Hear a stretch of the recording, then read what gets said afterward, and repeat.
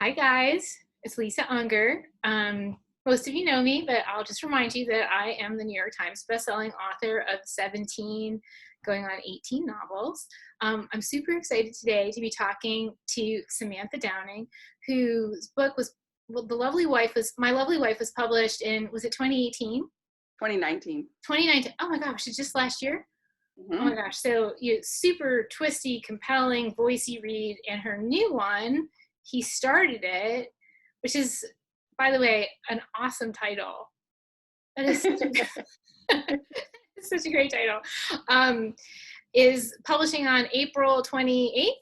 No, it was actually postponed because of the virus. It's Oh, they did. They July, postponed it. Oh, July so it's July. 28th. So what is it Yeah, now? July? July 28th. July 28th. Okay, great. So it'll be out July 28th. And, and I just started reading it. I have, and I have to, keep this really short so that I can get back to reading it. It's like immediately involving and I was totally hooked and, I can't wait. I'm sure it's going to be a fantastic read. And I'm also really excited because I just want to share just briefly about myself.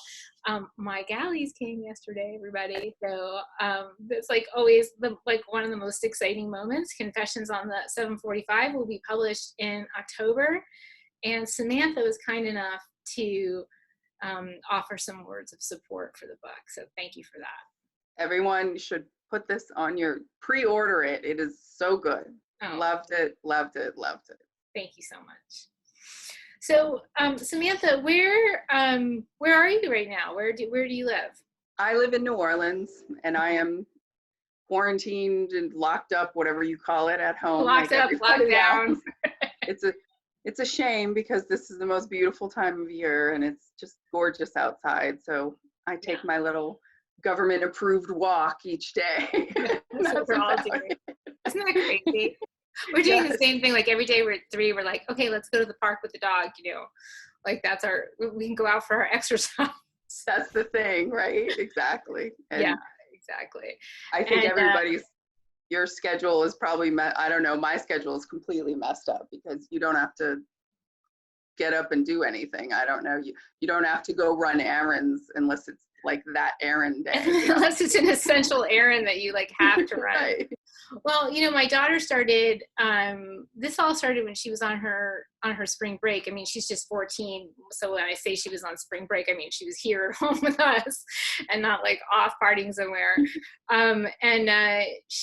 It started, and then about a week after that, when the schools closed, she started going to online school. So she logs in at 8:15, goes till 10:30, then, we have snack. And she logs back in at like 10:45, and then she works through to through like 12:30. This is when she has lunch. So I try to get one creative cycle in before she wakes up. That's always what I try to do ever since she was like a little peanut. And then now I'm working on her schedule. So like her online school is definitely keeping me on schedule. So that's something that's been helpful for us here. Oh, that's good. Yeah. And Yeah. I also started an online book group for her and her friends. And because I'm sure all writers are readers first, right? Like that's where we fall in love with story in the pages of somebody else's book. And I love to keep them connected, by reading something together and then talking about it, because so many of us who are readers and writers, like kind of, we have that, that ability to kind of lose ourselves, right? Like in what we're writing, or to lose ourselves in what we're reading.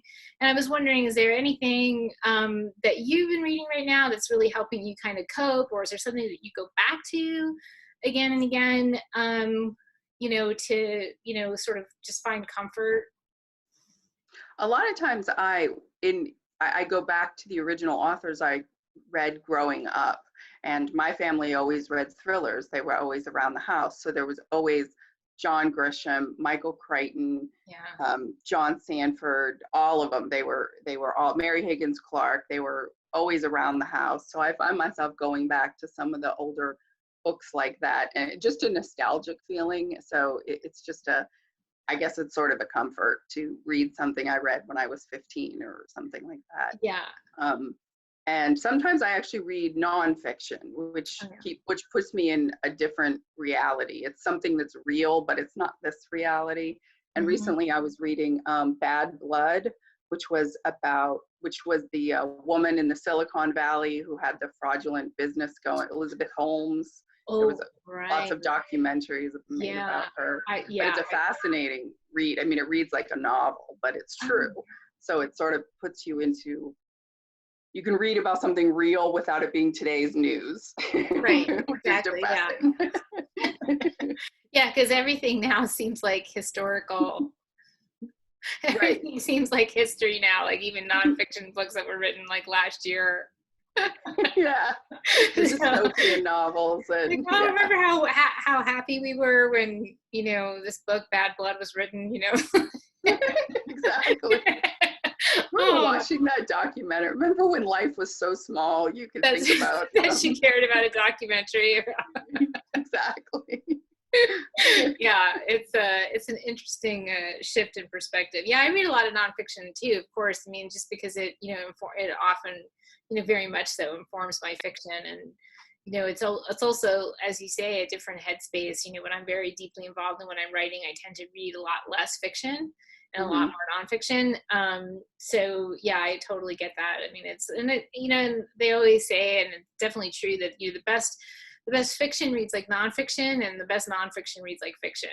Like you have Yeah. to have that like sort of absorbing, like kind of thread or character or something that like drives you through.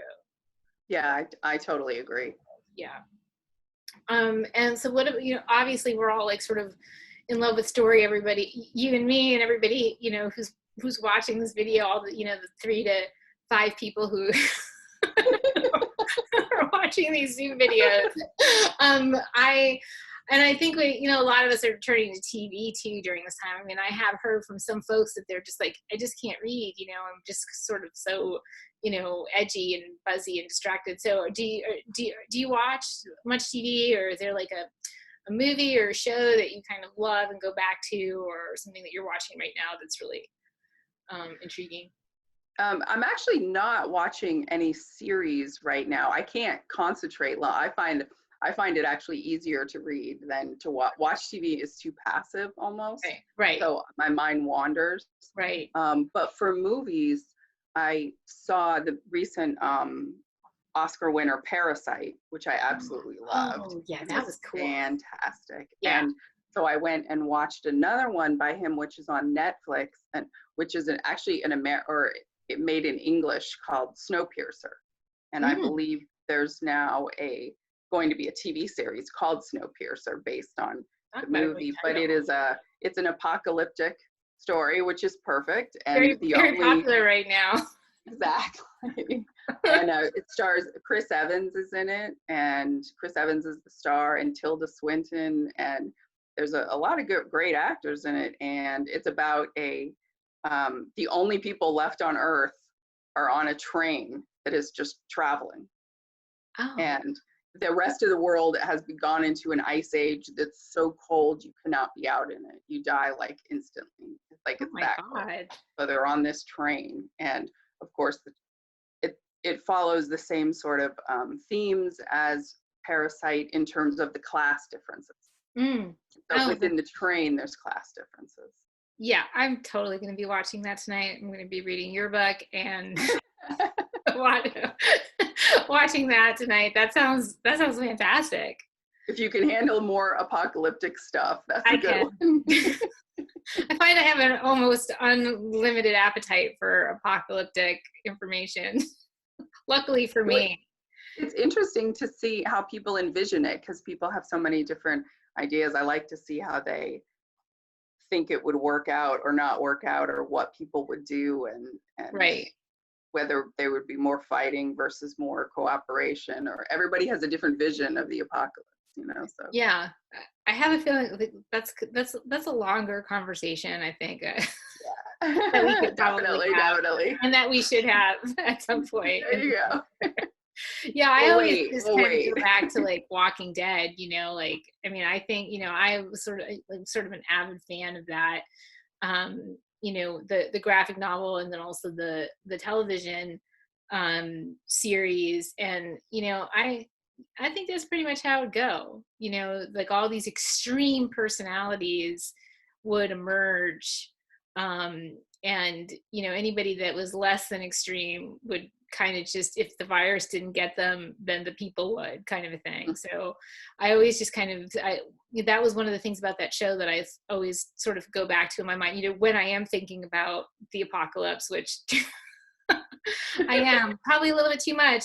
I always think, that's probably how it's going to go. Right. The world's a dangerous place when you have all alpha people left. Exactly right. Exactly right. Well said. Well said. That's a bad mix. It is. It is. So I read online that you are, just a stellar gourmet cook, that you're just like basically a wizard in the kitchen. Right.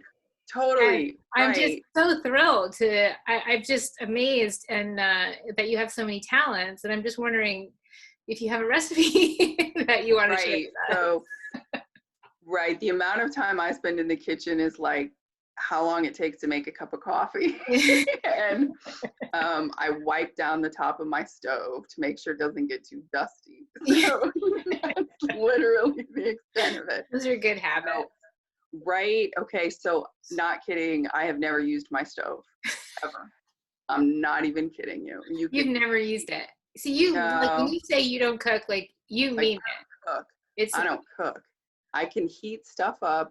Okay. And I can, make a salad and put stuff in a bowl. Okay. I can make a sandwich. Okay. That's so good. I can do stuff like that. So yeah, I know. So when you first contacted me and said, and a recipe, I was like, I heard the hesitation in your like Twitter DM. She was like going, no. Okay, so here's my recipe. Take the pint of the ice cream out of the freezer. Okay. And take the top off and then eat it. There's my recipe. And you can anybody could do that. You can do this at any time of the day. That's the beautiful thing about the quarantine. You could eat ice cream at 10 o'clock in the morning, and we're all good with that. Right. Wow, you make it sound so easy. I feel like people are going to be watching this and they're going to think, wow, even I can do that. See, simple tips for a simple life.